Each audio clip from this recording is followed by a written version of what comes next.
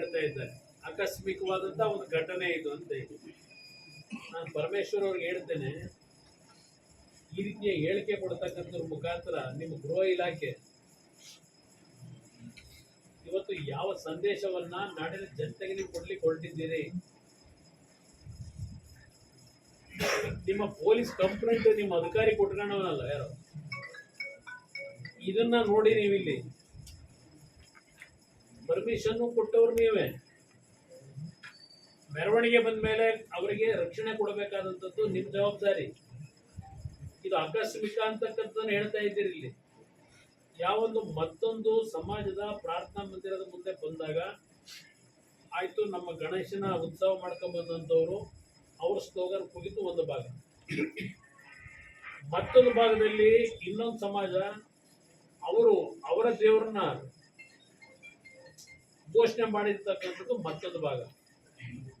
ಆದರೆ ಆ ಒಂದು ವಾತಾವರಣ ನಿರ್ಮಾಣ ಆದ ತಕ್ಷಣ ನೀವು ಎಷ್ಟು ಜನ ಪೊಲೀಸರಲ್ಲಿದ್ದೀರಿ? ಮೆರವಣಿಗೆಯಲ್ಲಿ ಡೆಪ್ಯುಟೇಷನ್ ಎಷ್ಟು ಜನ ಇಟ್ಟಿದ್ದೀರಿ? ನಿಮ್ಮ ಪೊಲೀಸ್ ಸರ್ಕಲ್ ಇನ್ಸ್ಪೆಕ್ಟರ್ ಎಲ್ಲಿದ್ದ? ಡಿವೈಎಸ್ಪಿ ಎಲ್ಲಿದ್ದ?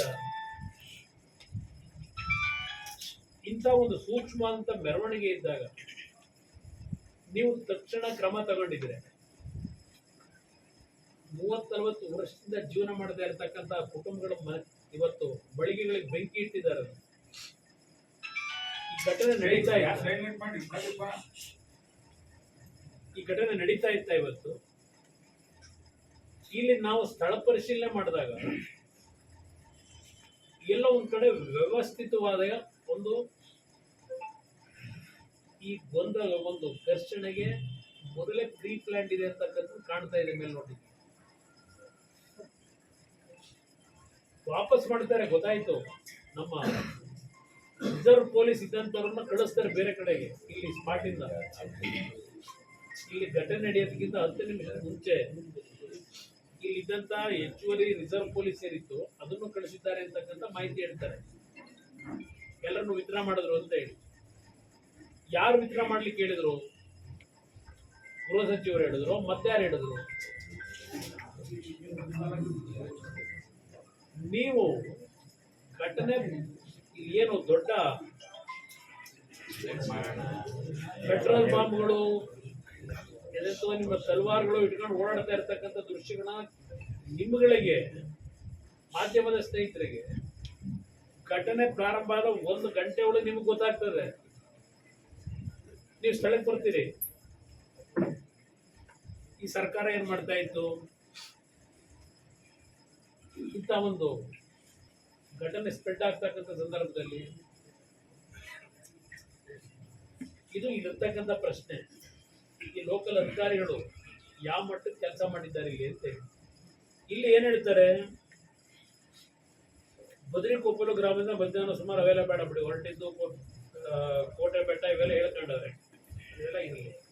7:30 ಗಂಟೆಗೆ ಅಲ್ಲಾ ಮಸೀದಿ ಮುಂಭಾಗ ಅಂತ ಬರ್ಕೊಂಡಿದ್ದಾರೆ.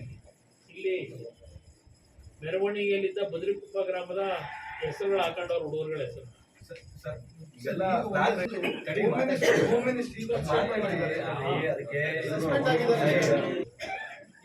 ಪೊಲೀಸ್ ಯಾಕೆ ಹಾಕೊಳ್ಳಿಲ್ಲ?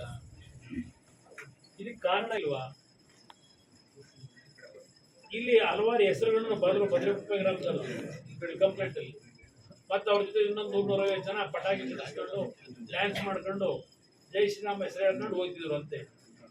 10 ನಿಮಿಷಗಳ ಕಾಲ ಅಲ್ಲಿಯೇ ಡ್ಯಾನ್ಸ್ ಮಾಡ್ತಿದ್ರು ಅಂತ ಹೇಳಿ ಬರ್ಕೊಂಡವ್ರೆ. 10 ನಿಮಿಷ ಡ್ಯಾನ್ಸ್ ಮಾಡೋದಕ್ಕೆ ಬಿಟ್ಟವ್ರು ಯಾರು? ನೀವೇನ್ ಮಾಡ್ತಾ ಇದ್ರಿ? ಪೊಲೀಸ್ ಇಲಾಖೆ ಏನ್ ಮಾಡ್ತಾ ಇತ್ತಲ್ಲಿ? ತಕ್ಷಣ 2 ಸಮಾಜದವ್ರನ್ನ ಹೆಚ್ಚುವರಿ ಪೊಲೀಸ್ ಇದ್ದಿದ್ರೆ ಕಂಟ್ರೋಲ್ ತರಕ್ ಸಾಧ್ಯ ಇರಲಿಲ್ವಾ ನಿಮಗೆ? ನಿಮ್ಮ ಆಡಳಿತ. ಇಲ್ಲಿ ಇದಾದ ಮೇಲೆ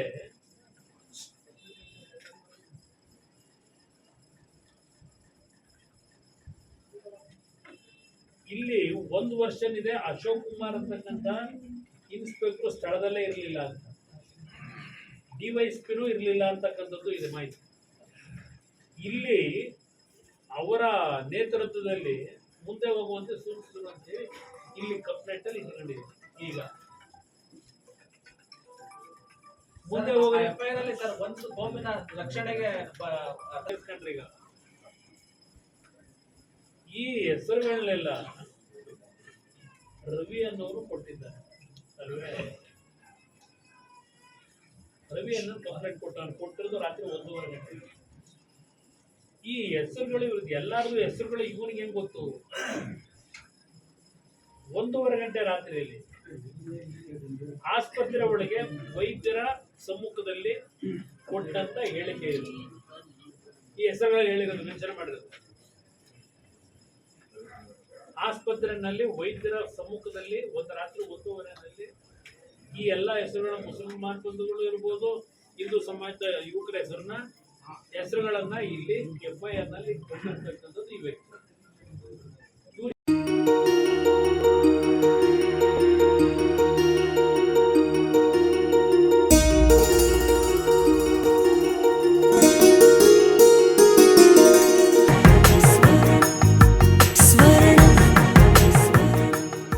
ಸ್ವರ್ಣ, ಇದು ಬಾಂಧವ್ಯಗಳ ಬೆಸುಗೆ.